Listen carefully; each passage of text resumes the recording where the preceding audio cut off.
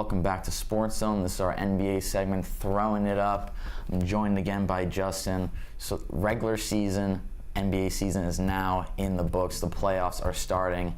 Justin, we'll start by talking about the Eastern Conference. 2 games yesterday, the Raptors beating the Wizards and the 76ers beating the Heat. But out of all the Eastern Conference matchup, which one do you think is most intriguing? I think personally the Wizards-Raptors series, mostly because the Wizards can beat Jekyll and Hyde. They have been all season. They could beat Toronto in 7 games. They could also be swept. As we saw yesterday, they played tough with them for 3 quarters, and then there was a bad Mike Scott flagrant foul, and it kind of just unraveled from there. If they play the way they did in the first 3 quarters, I could see them winning game 2, possibly getting 2 games and taking the series long. Also, India is going to be an interesting matchup for Cleveland just because they play physical defense, and Cleveland may or may not shorten that rotation. We'll see how Tyler coaches that. But yeah, the probably most intriguing matchup is definitely Wizards-Toronto. Yeah, definitely the Wizards an interesting team. Depends on the day, how they play. But like you said, that Cleveland matchup is also very interesting. Everybody expecting LeBron to come out of the Eastern Conference, but that remains to be seen. And we'll also talk about the Western Conference matches starting yesterday. Justin, which first-round matchup are you most looking forward to in the Western Conference? Part of me wants to say Portland and New Orleans just because if you saw last night, Anthony Davis could just be the game changer.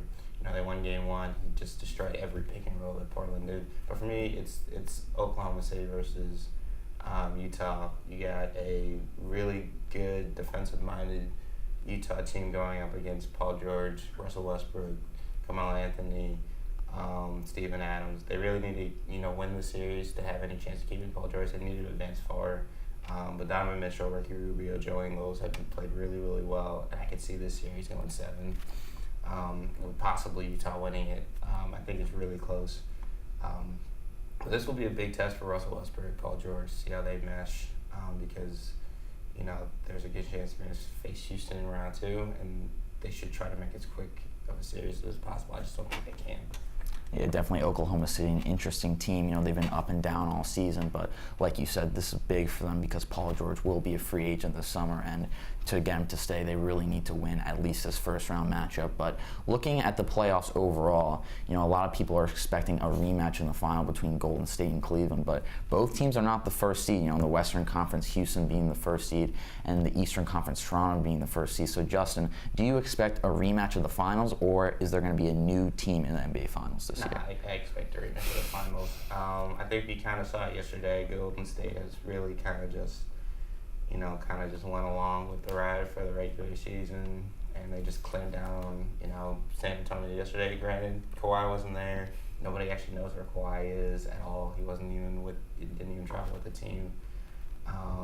They were up by 1.30 on them. Probably the second round will be a truer test of what they are. They also don't have Steph, but clearly defensively they've decided to ratchet it up.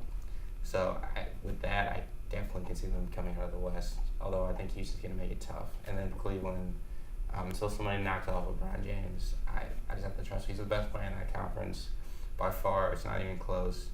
I think he has enough help to get him out of the Eastern Conference. I don't think he wins the finals, whether he plays Houston or Golden State, but he's good enough to get you there.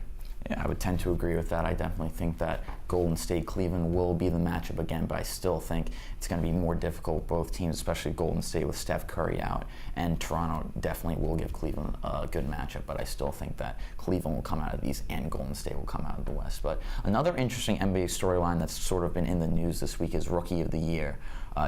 2 main contenders are Ben Simmons and Donovan Mitchell. Donovan Mitchell coming out with that, rookie sweatshirt, sort of taking a shot at Ben Simmons, saying he's really not a rookie. So, Justin, what do you make of this, and who do you think should be the Rookie of the Year? I enjoy it personally. I think it's really fun seeing 2 young guys going, because the NBA's going to need that in a couple of years. Because LeBron's not going to play. He might play another 5 more seasons, but he's not playing longer than that. And you need that, next superstar, next intrigue, because. LeBron dominates most of those headlines, so you need that passing of the torch. I think it's great seeing the feud because they're both playing outstanding. It's not like a couple years ago where Malcolm Brogdon was kind of the de facto rookie just because he was playing the most minutes and averaging 10 points. These are legit, bona fide potential all-star type players leading their teams to the playoffs.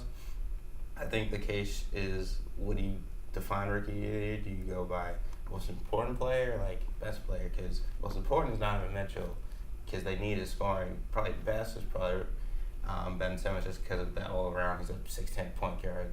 Probably the closest thing we're gonna get to Magic Johnson. Me personally, I think it's Donovan Mitchell. Not so much the rookie thing, just because he's more important to this team. Like, they wouldn't make the playoffs without him.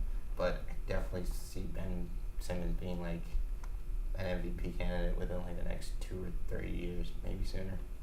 I would also tend to agree Donovan Mitchell being the rookie of the year, especially being in that Western Conference, taking the Utah Jazz to the playoffs. But obviously Ben Simmons, he's destined for greatness, and the guy's just unbelievable. But both players are definitely going to be big name players in this league for years to come. And we'll end the segment by talking about our favorite team, the New York Knicks.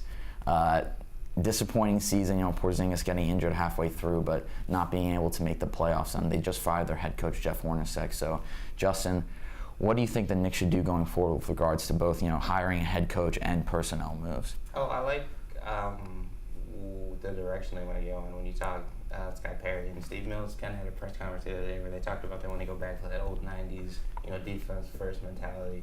I know everybody wants to go with Mark Jackson. I definitely see the appeal there. I definitely see him being the front runner in terms of the fans, just because he's a New Yorker, former Knick. I just don't think he has. His defensive standpoint is fine. His offensive standpoint was the reason that he held back the Golden State Warriors, aside from relationship with management standpoint. I know Jeff Van Gundy's name's been around. I would definitely embrace him.